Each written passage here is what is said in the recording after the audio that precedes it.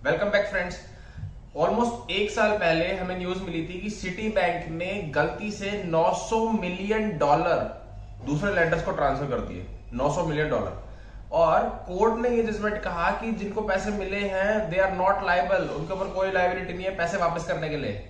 वाह, मेरे अकाउंट में भेज दो यार। एक बार को देखने को तो ये लग रहा है कि ये बहुत सिंपल है, लेकिन ऐसा नहीं है। इसलिए हम आज को डिस्कस करेंगे कि बिहाइंड द स्टोरी क्या है। देखिए, रेवलॉन नाम की एक कंपनी थी जो कि मल्टीनेशनल अमेरिकन कॉस्मेटिक कंपनी थी। 2016 में उसने एक और कॉस्मेटिक जायंट को एक्वायर कर लिया, एलिजाबेथ आर्डन।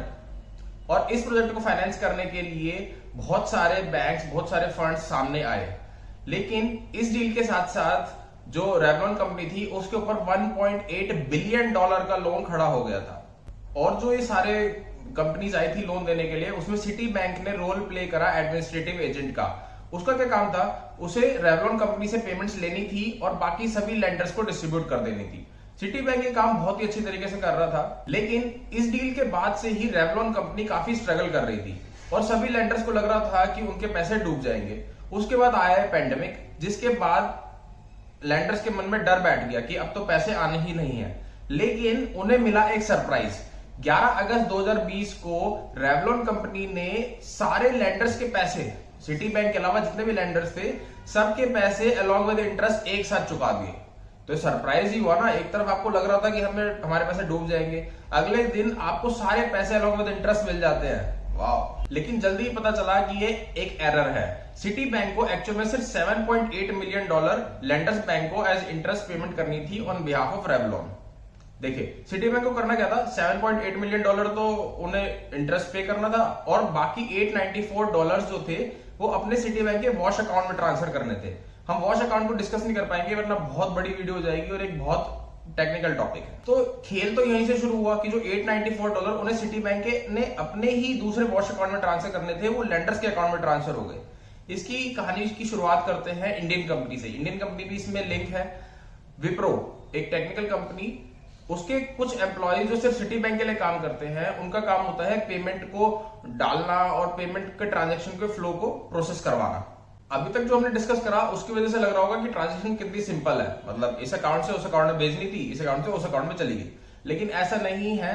सिटी बैंक में एक ट्रांजैक्शन को प्रोसेस करने के लिए 3 अप्रूवल्स चाहिए होते हैं और उन 3 अप्रूवल के बाद भी ये ट्रांजैक्शन गलत हो गई। सबसे पहली, विप्रो का एक एम्प्लॉय जो कि ट्रांजैक्शन को मेक करता है, द मेकर, वो क्या करता है? पेमेंट इंफॉर्मेशन को अपलोड करता है। सेकंड काम आता है चेकर का। वो भी एक विप्रो का एम्प्लॉय होता है जो मेकर ने जो एंट्री की है उसको चेक करता है कि सारी डिटेल ठीक है या नहीं है। और लास्ट में सिटी बैंक के सीनियर मैनेजर का रोल आता है जो कि उसे अप्रूव करता है कि मेकर और चेकर ने ठीक से काम किया है या नहीं किया।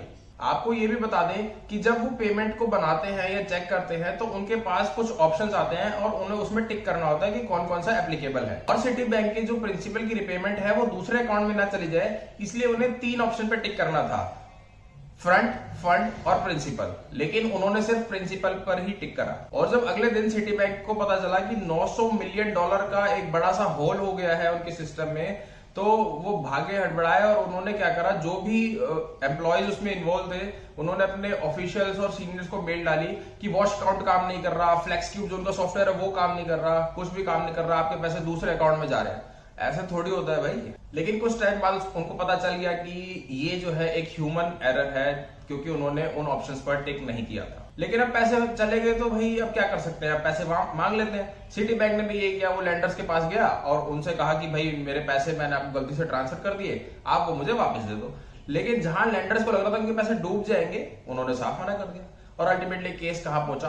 कोर्ट के पास। कोर्ट की प्रोसीडिंग्स को डिस्कस करने से पहले आपको एक वर्ड सीखना पड़ेगा, अनजस्ट एनरिचमेंट। अनजस्ट एनरिचमेंट का क्या मतलब होता है? एक इंसान का फायदा दूसरे के नुकसान पे, मतलब दूसरे का नुकसान करके एक का फायदा हो रहा हो तो लॉ उसको अनजस्ट मानता है, उसको फेवर नहीं करता।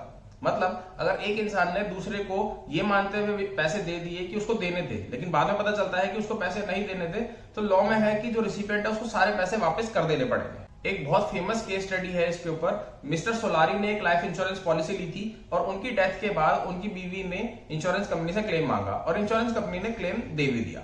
लेकिन जब इंश्योरेंस कंपनी को पता चला कि वो लायबल ही नहीं थे, क्योंकि उनकी डेथ से पहले ही पॉलिसी एक्सपायर हो चुकी थी, क्योंकि मिस्टर सोलारी ने प्रीमियम की पेमेंट नहीं की थी। और कोर्ट ने कहा था कि रिसिपेंट जो सारा पैसा वापस करने के लिए लायबल है। तो इस हिसाब से तो सिटी बैंक को ने जो गलती से पैसे ट्रांसफर कर दिए वो पैसे उन्हें वापस मिल जाने चाहिए, लेकिन ऐसा नहीं हुआ। क्यों? यही तो हम जानने के लिए बैठे हैं। न्यूयॉर्क के कोर्ट ने क्या कहा कि जो रिसिपेंट है, अगर उसे पेयर से एक्चुअल में पैसे लेने थे और उसके पास पैसे आते हैं और उसके पास कोई इंफॉर्मेशन नहीं है कि वो पैसे गलती से आए हैं, तो फिर उसको बिल्कुल भी सोचने की जरूरत नहीं है कि वो उसे पैसे रखने हैं या वापस करने हैं। कोर्ट ने यह भी कहा कि रिसिपेंट मान सकता है कि जो उसे पैसे रिसीव करने थे वो रिसीव कर चुका और ट्रांजैक्शन कंप्लीट हो चुकी है। और इस केस में लैंडर्स को सिटी बैंक से पैसे लेने ही थे, और जब उनको पैसे मिल गए उनके पास कोई इंफॉर्मेशन नहीं थी कि ये एरर है, और लैंडर्स ने बिल्कुल भी पैसे वापस नहीं करे और उनको अपना पैसा समझ के रख लिया। Wow, what a story, what a story man. बात बड़ी सिंपल सी लगती है, लेकिन $900 million is a huge amount, जहां पे कंपनी फेल करने वाली है। डर है लैंडर्स को कि पैसा डूब जाएगा। ऑब्वियसली सिटी बैंक अपील में तो जाएगा ही, लेकिन अभी तक यही न्यूज है। अगर आप लोग इस टॉपिक पे बहुत ज्यादा ध्यान दे रहे हैं तो हमें कमेंट सेक्शन में बताइए कि आजकल क्या अपडेट है, ताकि हमारे व्यूअर्स भी उसको जान पाए। Till then take care, bye bye.